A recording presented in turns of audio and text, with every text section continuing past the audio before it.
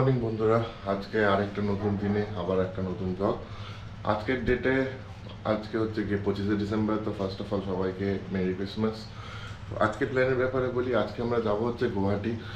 আর কাল রাত্রে তোমরা দেখতেই পেলে যে আমরা এসে পৌঁছে গেছিলাম হচ্ছে ফুলবাড়ি। আর মাইকটা লাস্টের দিকে একটু ডিস্টার্ব করছিল বলে আমি আর ব্লগটা এসে কন্টিনিউ করিনি, ওখানেই এন্ড করে দিয়েছি। তো আজকে আর একটা ফ্রেশ ব্লগে তোমাদেরকে ওয়েলকাম। আর এই ছিল হচ্ছে আমাদের কালকের রুম। তো এইটা হচ্ছে রুম, দুটো ডাবল বেড। এখানে আমি আগে সুন্দর ছিলাম, আমার জিনিসপত্র রাখা রয়েছে। এই যে ডোর, একটা আলমারি, এখানে একটা সুন্দর ব্যালকনি রয়েছে। এই যে একটা সুন্দর ব্যালকনি রয়েছে। আর এই যে এখান দিয়ে আমরা কালকে এসেছিলাম। আর আমাদেরকে একবার ওয়াশরুমটা যদি দেখাই, আর এটা ছিল হচ্ছে ওয়াশরুম। তো রুমটা খুবই নিট অ্যান্ড ক্লিন রুম। আর এই রুমটা আমাদের রেন্ট পড়েছিল হচ্ছে 850 টাকা করে এক একটা রুমের, নন এসি রুম। তো তোমরা যারা এখানে আসতে চাইছো ফুলবাড়িতে, তো তাদের জন্য এটা মানে এই হোটেলটার ডেসক্রিপশন আর ফোন নাম্বার আমি দিয়ে দেবো ডেসক্রিপশনে। তো যারা আসতে চাইছো তারা কন্ট্যাক্ট করে নিতেই পারো, কোনো প্রবলেম নেই। তো চলো, এবার অলমোস্ট রেডি হয়ে গেছি, জাস্ট লাগেজটা বাঁধবো, বেরিয়ে পড়ি। বেরিয়ে একবারে তোমাদের সাথে সেট আপে কথা হচ্ছে। রেডি হয়ে গেছি, দেখতেই পাচ্ছ।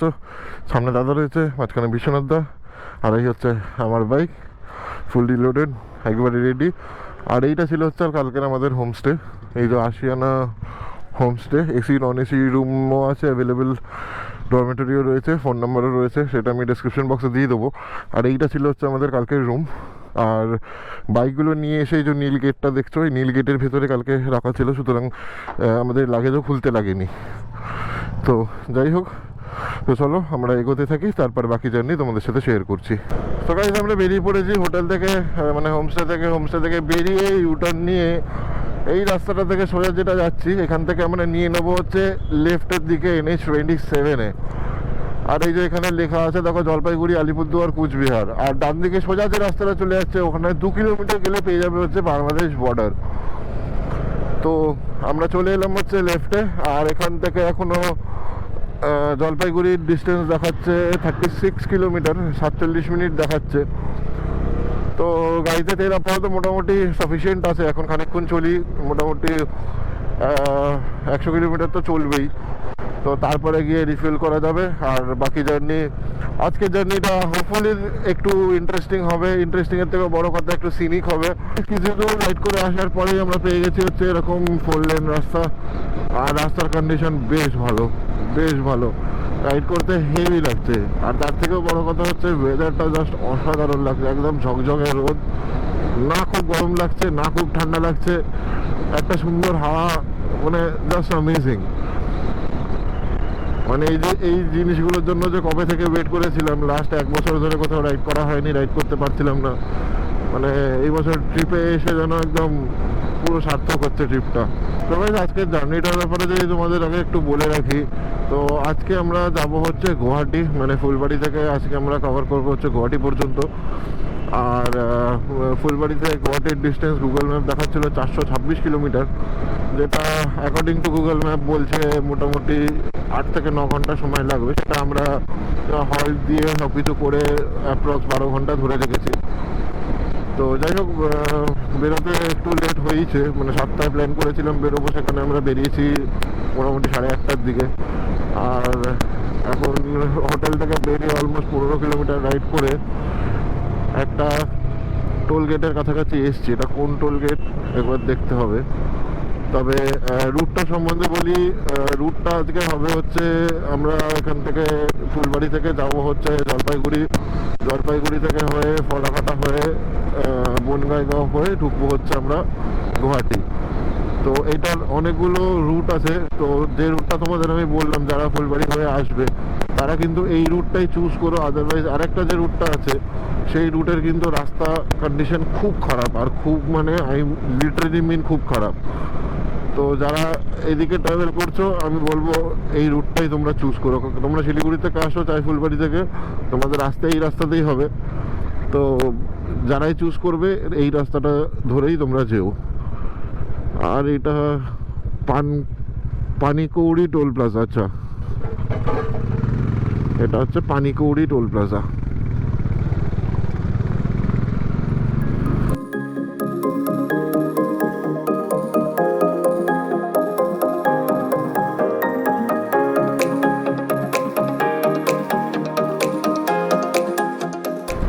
গাইস আমরা জলপাইগুড়ি জাস্ট এন্টার করবো, আর এখান থেকে জলপাইগুড়ির ডিস্টেন্স রয়ে গেছে হচ্ছে 10 কিলোমিটার।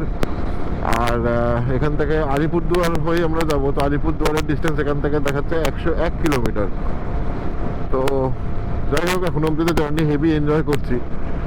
আর তোমার সাথে একটা জিনিস শেয়ার করা ছিল, সেটা হচ্ছে যে আমি প্রথম যখন 2016 সালে জলপাইগুড়ি আসি, মানে তখন এইসব রাস্তা বলতে কিচ্ছু ছিল না, একটা যা সিঙ্গেল রাস্তা ছিল।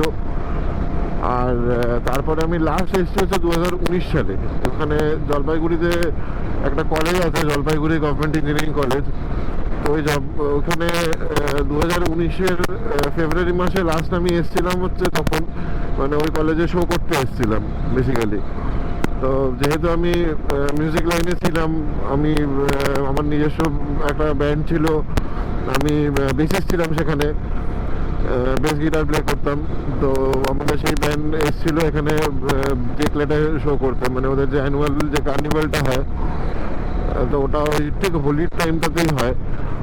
তো ওইটাকে ওরা নাম দিয়েছে হচ্ছে জেকলেট।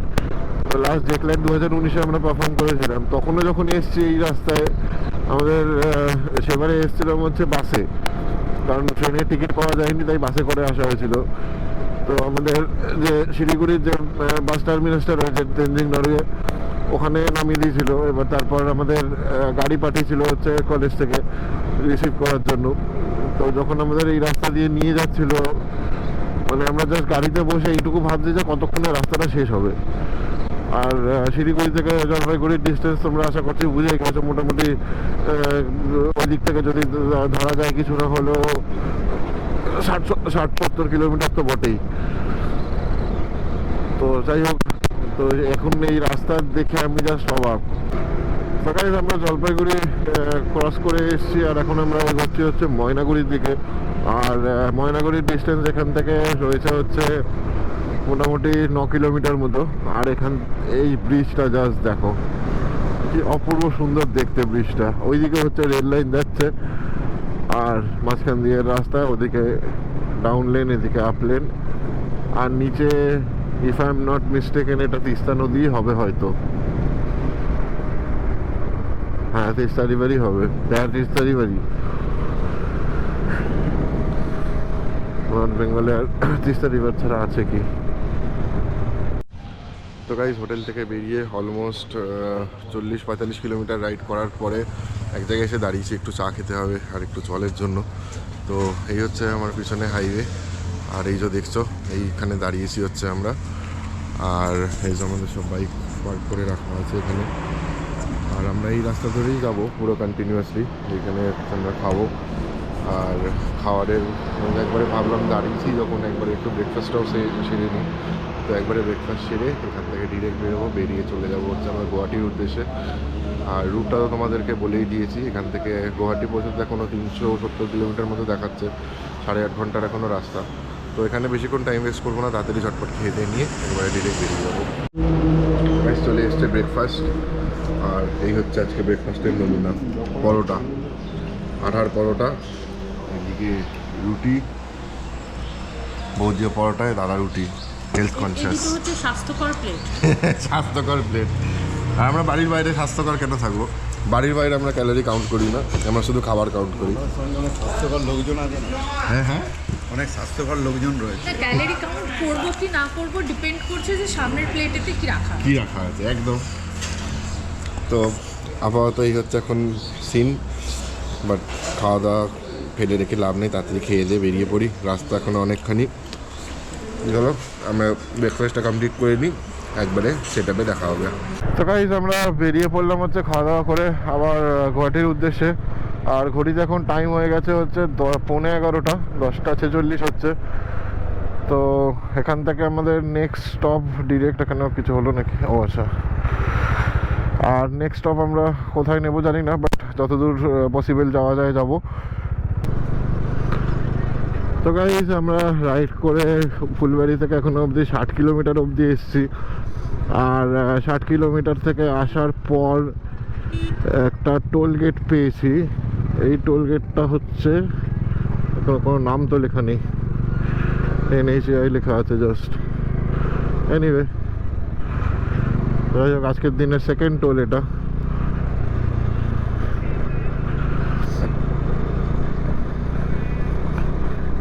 একটা জিনিস আমি বলবো, এইদিকে রাস্তা মানে যা এক্সপেক্ট করেছিলাম তার থেকে অনেকই ভালো, মানে খুবই ভালো রাস্তা এদিকে। জানি না আগে কি ওয়েট করছে আমাদের জন্য, তা বাট কয়েকজনের থেকে জিজ্ঞেস করলাম, একজনের সাথে দেখা হয়েছিল খানিকক্ষণ আগে, মানে অচেনা একজনই, তো কথা বলছিলাম, তো ওনার থেকেই জানতে পারলাম যে আগে রাস্তা ভালো আছে, মানে খুব একটা খারাপ রাস্তা না, বা ভালোই রাস্তা আছে। তো এখান থেকে কিছুটা এগিয়ে এসে পেয়ে গেছি আবার একটা এরকম ব্রিজ, আর নিচে যাচ্ছে হচ্ছে জলঢাকা নদী দেখাচ্ছে, এখানে জলঢাকা নদী যাচ্ছে, সেটাই এখানে তো দেখা যায়। আমি ফার্স্ট ভাবছিলাম হয়তো তিস্তা রিভার হবে, বাট ভুলে গেছি, হ্যাঁ এখানে জলঢাকা লেখাই আছে।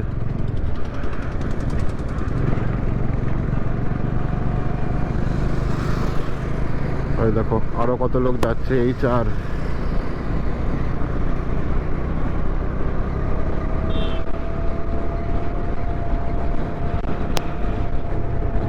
তো গাইজ আমরা এখন এসে পৌঁছে গেছি হচ্ছে ধূপগুড়ি, আর ধূপগুড়ি সিগন্যালে দাঁড়িয়ে আছি, এখানটা একটু কনজেস্টেড রয়েছে। আর এখান থেকে আমরা নেব হচ্ছে রাইট টার্ন, দুটো রাস্তা দেখাচ্ছে, একটা রাইট দিয়ে আর একটা সোজা। তো আমরা এখান থেকে রাইটটা নেব NH-27 ধরেই, যেরকম আসছিলাম সেরকম ধরেই চলতে থাকবো আমরা।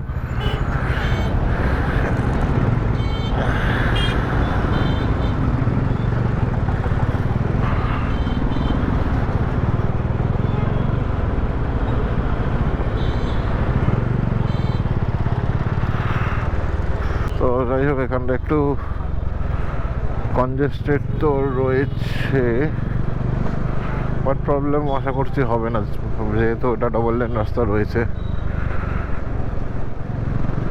তো যাই হোক তোমরা এই জিনিসটা খেয়াল রাখো, তোমরা ওখান থেকে এসে NH-27ই ধরো, ওখান থেকে যে রাস্তাটা রাইট টার্ন নিলাম আমরা ধূপগুড়ি থেকে এসে, তো ধূপগুড়ি থেকে সোজা গেলেও তোমরা যেতে পারবে, দুটো দিয়েই রাস্তা আছে, বাট এখান থেকে এই রাইটটা নিলে কি এখানে কন্টিনিউ 4 লেন রাস্তা পাবে NH-27 ধরে। আর ওই 517 দিয়ে গেলে কিন্তু কন্টিনিউয়াস সিঙ্গেল লেন রোড। তো গাইস ধূপগুড়ি থেকে মোটামুটি কিছুটা দূর রাইড করে আসার পরে এখান থেকে দেখছি আবার সিঙ্গেল লেন রোড। তো যাই হোক অসুবিধা কিছু নেই, রাস্তার কন্ডিশন বেশ ভালো, দেখতেই পাচ্ছ। আর গাড়ি এখানে সাফিসিয়েন্টলি ক্রুজ করা যাবে ডিসেন্ট স্পিডে। তো আর কিছু দূর যাওয়ার পরে তো যা দেখছি 4 লেন আবারও আছে, তো প্রবলেম নেই, রাস্তা যদি এরকম ভালো থাকে সিঙ্গেল রোড থাকতেও কোনো অসুবিধা করবে না। আর এই জায়গাটা দেখো কি সুন্দর জায়গা, এখান থেকে ফলাকাটা দেখাচ্ছে 15 কিলোমিটার।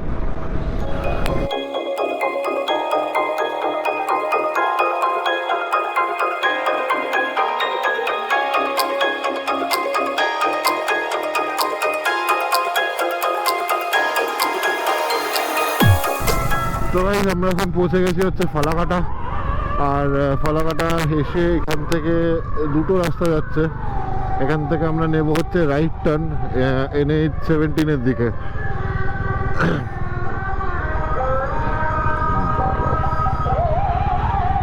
এটা NH-27ই, বাট এখান থেকে NH-17 এসে মিশছে হচ্ছে এখানে।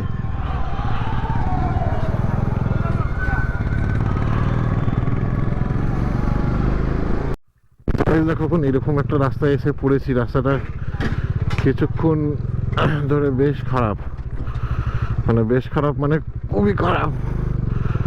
আর এরকম একটা ব্রিজ টপকাতেও হলো।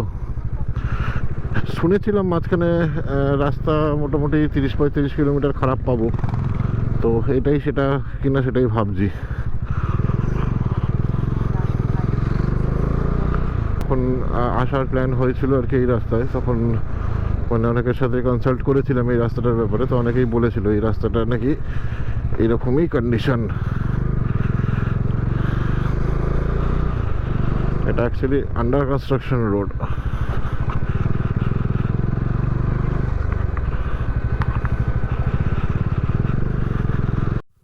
তো রাস্তার এখন এক্স্যাক্টলি এরকম কন্ডিশন, পেয়ে গেছি খানিক অফ রোড, আর টায়ারটা বেশ ভালোই পারফর্ম করছে যা বোঝা গেল। তো যাই হোক সেটা না, এখানে মাছ ধরা চলছে,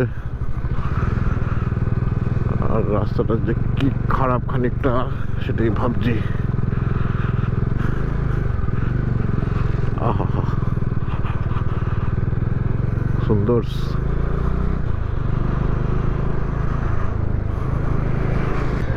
এখন রাস্তার কন্ডিশন হচ্ছে ঠিক এইটা, পুরো আন্ডার কনস্ট্রাকশন রোড, ডাইভারশন ভর্তি।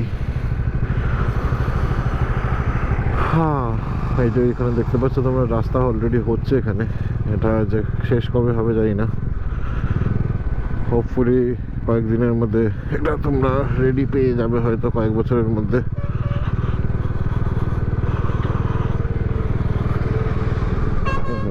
কি ধুলো। তো গাইজ, রাস্তার এখন এক্স্যাক্টলি হচ্ছে এই কন্ডিশন। রাস্তা খুব খারাপ, খুব খারাপ। মানে একটু যাওয়া বা ঠিকঠাক প্যাচ পাচ্ছি, বেশিরভাগটাই ভাঙাচোরা অফ রোড প্যাচ। তো একটা গন্ডগোল হয়েছে, সেটা হচ্ছে আমাদের ফলাকাটা থেকে ডান দিকে কুচবিহারের রাস্তাটা নিতে হতো, কিন্তু সেই রাইট টার্নটা আমরা কেউই খেয়াল করিনি, সবাই মিস করেছি। করে যে রাস্তাটা অ্যাভয়েড করতে হতো সেই রাস্তাতেই আমরা উল্টে ঢুকে পড়েছি। এবার ওইখান থেকে অনেকটা আসার পরেই হচ্ছে এই জায়গাটা শুরু হয়। তো সেজন্য আর আমরা ব্যাক করলাম না, আমরা এদিকেই এগিয়ে যাচ্ছি। তবে একজনকে, একটা লোকালকে জিজ্ঞেস করলাম যে এখানে এরকম রাস্তার কন্ডিশন কত দূর এরকম। ও বলছে মোটামুটি 30-35 কিলোমিটার এরকম চলবে। এবার 30-35 কিলোমিটার মানে এখনো অবধি আমরা এই রাস্তাটা কভার করেছি অ্যাপ্রক্সিমেটলি 10-15 কিলোমিটার কভার করেছি। এখনো মোটামুটি 20-25 কিলোমিটার এইভাবেই চলতে হবে আমাদের। যতটুকু ভালো প্যাচ পাচ্ছি ততটুকু করে টেনে বেরোচ্ছি, আর তাছাড়া অপশন নেই।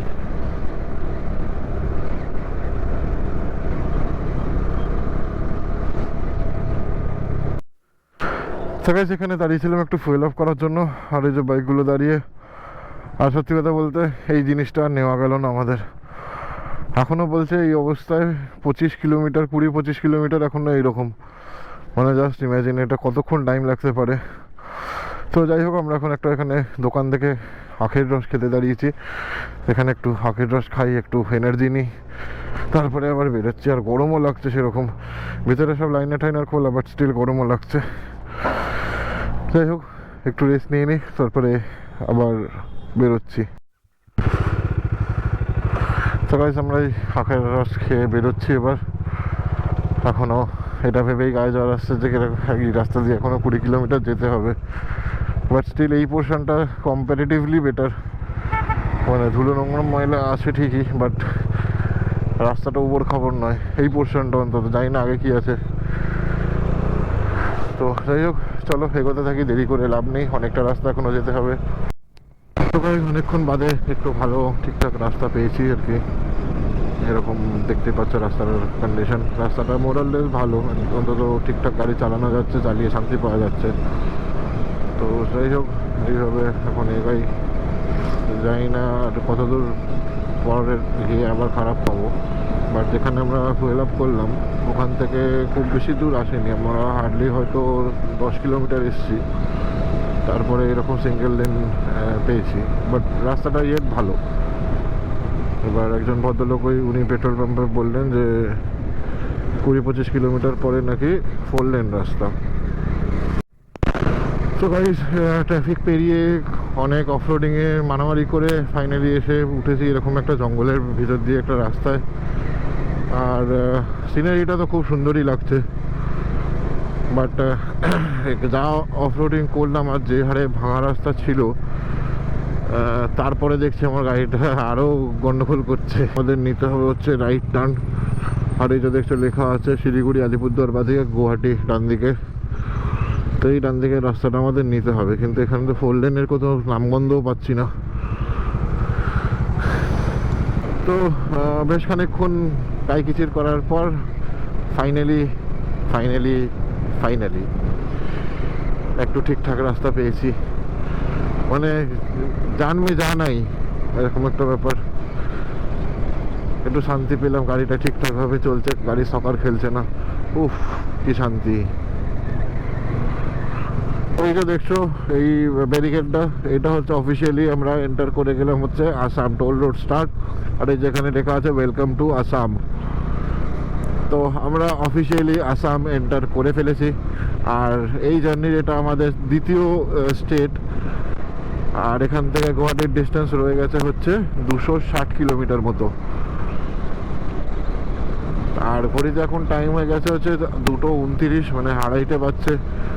আর আজকের দিনের আরেকটা হল্ট আমরা কোথায় নেব সেটা এখনো ভেবে দেখিনি, বাট ওই ছোটোখাটো টুকটাক দাঁড়িয়ে একটু হাত পা সোজা করা ছাড়া আর এখনো পর্যন্ত সেরকমভাবে কোথাও হল্ট নিইনি আমরা।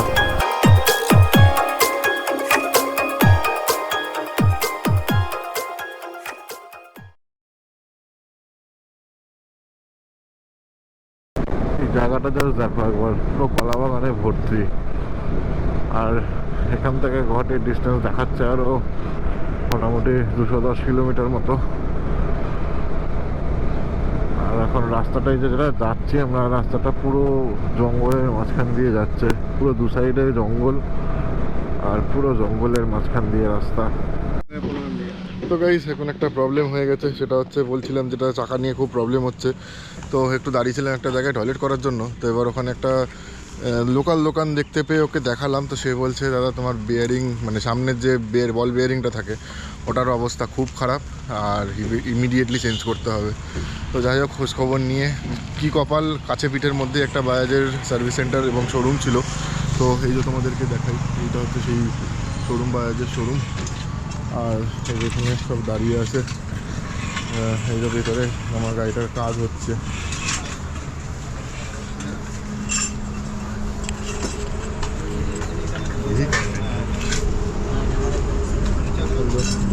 আমার গাড়ির কাজ চলছে।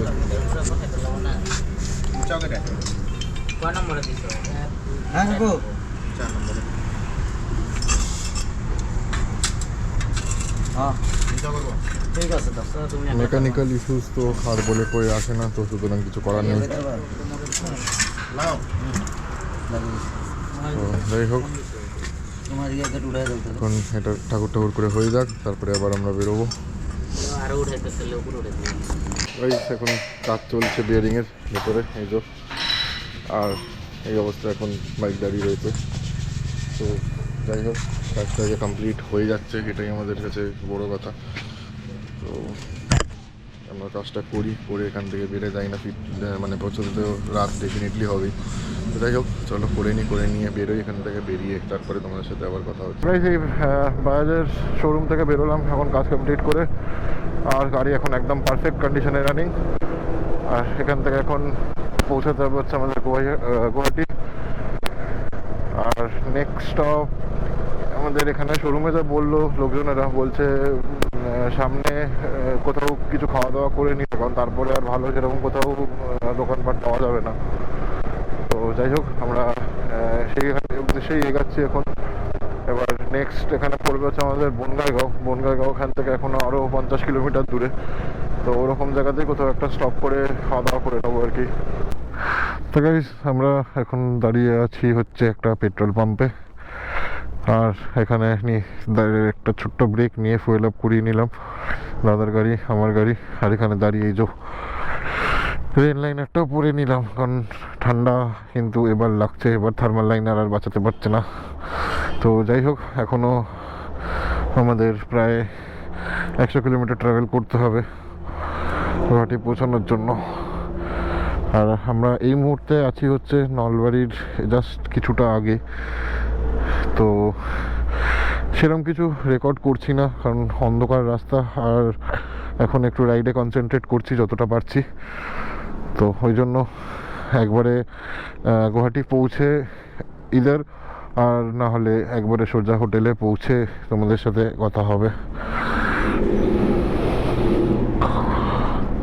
আর বাই দ্য ওয়ে আমার বাইক এখন একদম ঠিকঠাক রয়েছে, কোনো প্রবলেম নেই, একদম সুন্দর চলছে।